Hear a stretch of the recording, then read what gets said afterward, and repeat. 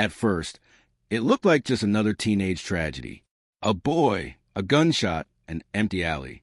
But by the time detectives uncovered what really happened that morning, one young woman would learn that the person who killed her boyfriend was her own mother. This is a story of how love, loyalty, and family twisted into something no one saw coming. It was a quiet Friday morning in downtown Albuquerque, the kind that felt too still to be dangerous.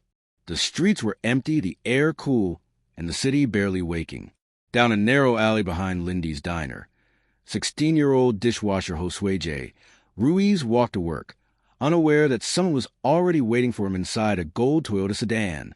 A single gunshot tore through the silence. Windows rattled. Then came only stillness. Within minutes, 911 calls flooded dispatch. Officers arrived to find Jay lying on the pavement, face down in his work apron, a pool of blood spreading beneath his head. No wallet, no weapon, no footprints. The shooter was gone. Detectives taped off the alley and began collecting evidence. The morning breeze carried the smell of gunpowder and oil. Witnesses spoke in fragments. Someone heard a bang. Someone saw teenagers running. Someone saw a gold car speeding away. It wasn't much, but it was enough to start a trail. Across the street, Lindy's diner glowed with neon. Inside, when investigators showed a photograph, a cook immediately recognized him. "That's Jay," he said, his voice breaking. He just started here last month. Jay had been on his way to clock in for his shift. The apron still tied around his waist proved it. When detectives contacted his grandfather, a regular customer at the diner, he hurried to the scene. What he told them next gave the tragedy a new dimension. "My grandson just told me this morning I'm going to be a great-grandpa," he said. His girlfriend's pregnant. The revelation deepened the loss. 17-year-old Elizabeth Baldonado was expecting Jay's child. When police called to inform her, she thought it was about him being late to work. Instead, she learned he was dead. Elizabeth's world collapsed in an instant, but what she didn't yet know was that the truth behind Jay's murder would lead detectives straight to her own family. Detective Anna Briciaga of the Albuquerque Police Department took the lead. She started with surveillance, combing through hours of footage from nearby buildings. One camera from a charter school faced the alley. On it, a gold Toyota sedan appeared second before the gunshot and sped away seconds after. Through the tinted windows, two faint figures could be seen inside, two people who vanished before anyone could react. The same day, witnesses mentioned a brewing argument between Jay and Elizabeth's younger brother, Angelo Baldonado. There were whispers of a planned fight, a so-called boxing match to settle things between them. Now detectives had three names that mattered: Jay, Elizabeth, and Angelo. But soon, a fourth name would surface, one no one expected. Ortiz Chavez, the siblings' mother. When Detective Briciaga visited the Baldonado apartment, she expected sorrow and confusion. What she found was something colder. In the middle of conversation, Chavez mentioned that her car, a gold Toyota, had broken down that morning. The word stopped Briciaga in her tracks. The same morning Jay was shot. The same car color seen fleeing the alley. Coincidence or cover-up? As Briciaga walked out of the apartment, the puzzle began to take shape in her mind. This wasn't about gang retaliation or robbery. It was something far closer to home. A mother's secret was about to unravel. And when it did, it would shatter everything her daughter believed about love, family, and innocence. Detective Anna Briciaga had been doing this long enough to know when something didn't add up. The morning timelines were off. The statements didn't line up. And that gold Toyota, the one the mother swore had broken down, was nowhere to be found. In homicide work, coincidences rarely exist. Back at the precinct, Briciaga went over every recorded interview again. Elizabeth had said Jay left for work around 10. But Jay's phone activity told a different story. He'd been texting as early as 8, waiting for someone who never showed. They didn't show. 8 o'clock, the mom said. It's 9. His frustration was clear, his messages impatient. He wasn't heading to work yet. He was waiting for a meeting, one that may have cost him his life. Detectives started digging deeper into the family dynamics. Jay's relationship with Elizabeth had become strained in recent weeks. There were arguments, breakups, reconciliations, and then the pregnancy. It should have been news to celebrate. But in a household already tense with rules and resentment, it only made things worse. When detectives interviewed Elizabeth again, she mentioned something she hadn't told them before. Jay and her brother, 16-year-old Angelo Baldonado, were supposed to box it out that morning. She brushed it off as a teenage fight, but the timing was impossible to ignore. A fight scheduled around the same hour, her boyfriend ended up dead. Briciaga's instincts sharpened. If this wasn't about gangs or strangers, maybe it was about family pride, or control, or the kind of anger that builds behind closed doors until it finally explodes. She went back to speak with the mother. Ortiz Chavez met her calmly, almost rehearsed. She repeated her story. The car broke down. She left it there. Someone must have taken it. But her tone gave her away. No panic, no disbelief, just a steady stream of half-answers and contradictions. Briciaga asked about her son. Where was Angelo around 11? With me, Chavez said. He had an interview at 9. We went to Whataburger afterward, then home. The detective noted every word, her expression unreadable. If Chavez was telling the truth, her car should still have been abandoned on the roadside. But when police searched the area, it was gone. The pieces were falling into place, just not cleanly. Phone records showed the mother, the son, and Elizabeth all communicating before and after the shooting. And through data from nearby cell towers, detectives confirmed what they suspected. Angelo's phone had pinged near the alley at 11:20 a.m., the same moment the gunshot echoed across downtown Albuquerque. His earlier claim that he was home with his mother was now impossible.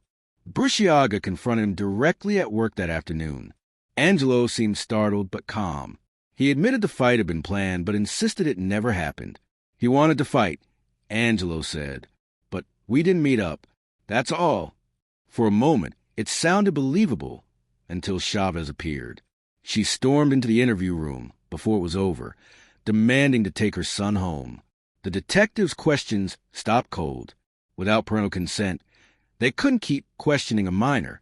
Chavez knew it, and she used that power perfectly. To Briciaga, the scene spoke louder than any confession. A mother too quick to intervene, a son too willing to let her speak for him, and a gold Toyota that had vanished into thin air. Back at the station, investigators pulled the family's phone for analysis. That's when everything began to unravel. Elizabeth's messages to Jay showed her mother had helped arrange the fight. Mom says we'll be there at 8.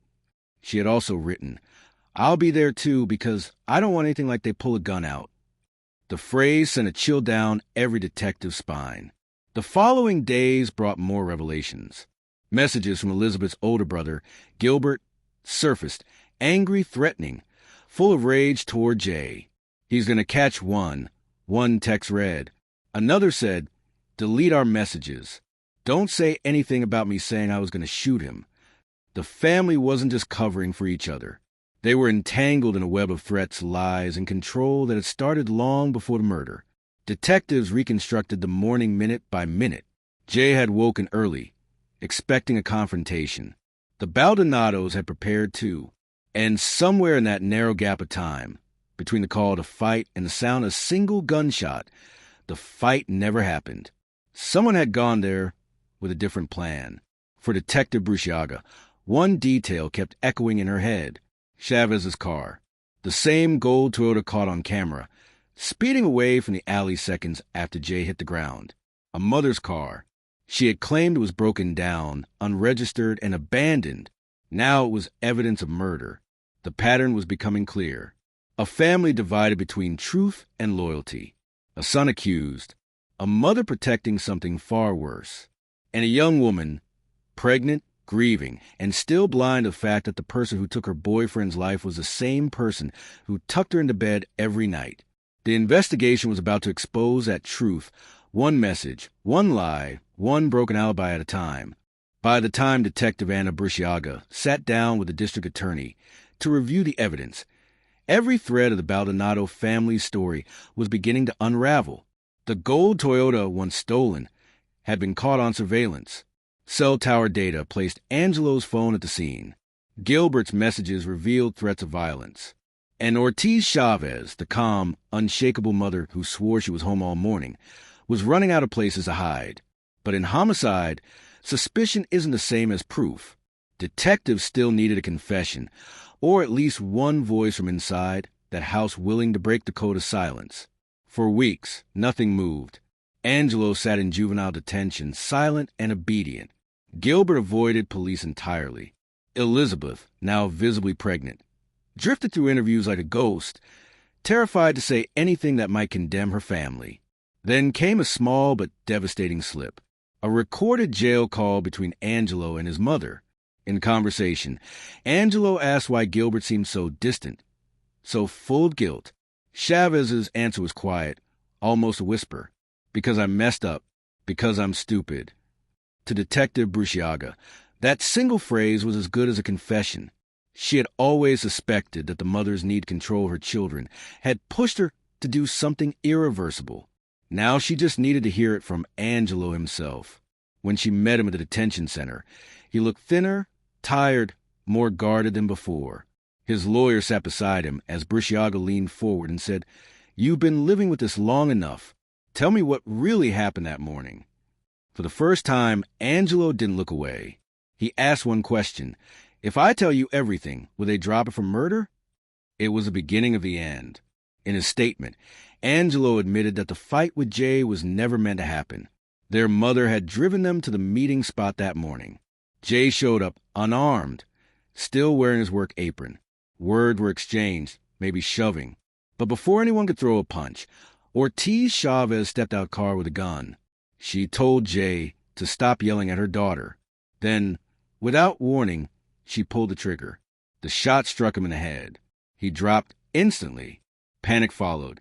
Chavez screamed for her sons to get back in the car. They sped away, leaving Jay's body in the alley. When they got home, she told them to keep quiet. She wiped the gun, hid it, and said she would report the car stolen. "No one talks," she told them. "We protect each other." For months, they did, until guilt finally broke her youngest son. Armed with Angelo's confession, prosecutors secured a warrant. In January 2025, Ortiz Chavez was arrested at her apartment and charged with second-degree murder. At first, she denied everything. She said her son was lying to save himself, that she'd been framed.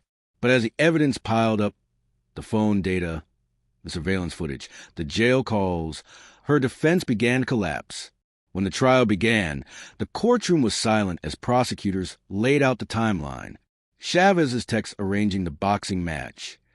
Witnesses who saw her car leaving the alley.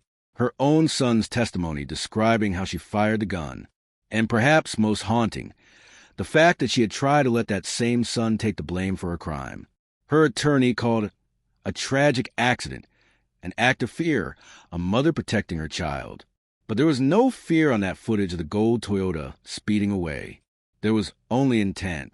In January 2025, Ortiz Chavez changed her plea to guilty. She admitted she pulled the trigger that killed 16-year-old Josue Ruiz, the boy her daughter loved, the father of her unborn grandchild. 4 months later, in May 2025, the judge handed down the maximum sentence, 18 years in state prison. Her son Angelo, now 18, remained in juvenile detention until 21 for conspiracy and assault. Elizabeth, the daughter caught in the middle, gave birth to Jay's child later that year. She named the baby after him. When reporters asked Detective Bruciaga what she remembered most about the case, she didn't mention the evidence or the confession. She said it was a look on Elizabeth's face when she realized the truth, that the woman who raised her, who told her to trust her family above all else, had been the one who murdered the father of her child. In the end, it wasn't just a homicide. It was a destruction of a family from the inside out, a mother's obsession with control that cost her everything she ever claimed to protect. The alley behind Lindy's diner still looks ordinary now, just another stretch of cracked asphalt. But for those who know the story, it will always be a monument to the kind of secret that can only stay buried for so long, until guilt, love, and truth finally dig it back up. A year passed before anyone in Albuquerque spoke about the Baldonado case without lowering their voice. The story had gripped the city, a teenage boy murdered, a pregnant girlfriend mourning him, and a horrifying revelation that her own mother was the killer. It was a tragedy that twisted the meaning of family until there was nothing left to recognize. But time moves differently for people left behind. For 16-year-old Josue Ruiz's family, there was no closure, just empty mornings. His grandfather still visited Lindy's diner, sitting at the same counter where Jay once worked, ordering coffee for two. The staff kept a framed photo near the register, a small reminder of the boy who never finished his shift that day. They remembered him not as a victim, but as a quiet kid who made them laugh during the rush. Meanwhile, in another part of the city, Elizabeth Baldonado was learning to live in the wreckage her mother had left behind. When she gave birth to her son in late 2022, she named him after his father, Jay Jr. On the outside, she looked composed. Her social media showed smiles, baby pictures, moments that suggested healing. But everyone close to her knew it was only surface. The truth was heavier than any photograph could show. Elizabeth had spent months defending her family, believing the police were wrong, believing her mother couldn't possibly be involved. It wasn't until the evidence became undeniable, until she heard her mother's voice in court, admitting to pulling the trigger, that her world finally broke. The woman she had trusted all her life had not only taken Jay's life, but had let her own son sit in detention for a murder he didn't commit. For Detective Anna Brusciaga, watching that realization unfold was something she would never forget. She'd seen hundreds of confessions, watched killers break under pressure. But this one was different. There was no satisfaction in being right, only the hollow echo of justice that had come too late.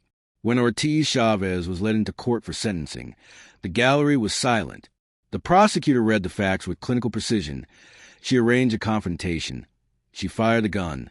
She fled. She lied. Then he read the part that silenced even her own attorney, that she had tried to let her son take the blame, knowing full well what she had done. The judge spoke quietly, calling it a mother's greatest betrayal. And when the gavel came down, it wasn't just 18 years in prison that were handed out. It was a burial of a family name. Elizabeth sat through the hearing, hands trembling, her baby asleep against her shoulder. She didn't cry until it was over. When deputies escorted her mother away, she didn't look back. There was nothing left to say. In the weeks that followed, local news covered the story endlessly. Mother pleads guilty to killing daughter's boyfriend. Gold Toyota leads to murder conviction. Family torn apart by lies. But for the people inside the story, headlines meant nothing. Gilbert, the older brother, faded into obscurity. He had been the first to break the silence, telling a friend on Facebook that Mom did it. His post disappeared, but the damage stayed. Angelo, the younger son who had carried his mother's secret for a year, spent his 18th birthday behind locked doors, serving time for conspiracy. And Elizabeth, the daughter at the center of it all, tried to build something new. She enrolled in community college, working part-time, raising her son alone. Friends say she rarely talks about the case anymore.